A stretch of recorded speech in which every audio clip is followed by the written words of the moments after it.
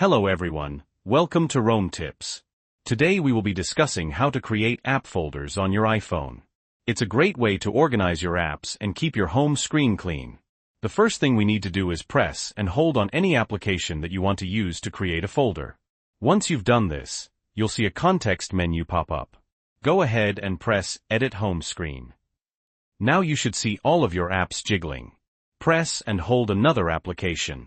Then drag it over the first app you selected and release. This will automatically create a folder. iOS will even automatically assign a name to the folder, based on the categories of the apps inside. Want to rename the folder? Simply tap inside the folder, then tap on the title at the very top. Now you can rename it to whatever you'd like. Once you've finished typing, tap Enter and you've successfully renamed the folder. If you want to add more apps to the folder, just press and hold on another app and drag it inside the folder. Once you're happy with your folder, click on Done in the top right-hand corner.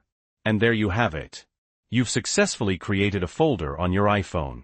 Now, what if you want to remove a folder? Well, it does mean you need to remove all the apps from inside that folder first.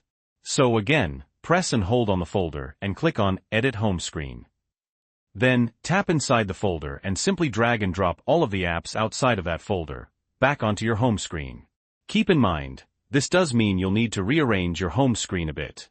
You can easily do this by moving the apps around to your preferred locations. As you can see, the folder has now successfully been removed.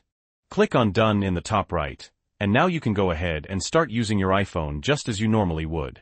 And that's it. Creating and deleting folders on your iPhone is that easy. If this video was helpful, please leave a like. And if you have any questions or comments, you can leave them below. Don't forget to subscribe for more Rome tips. Thanks for watching.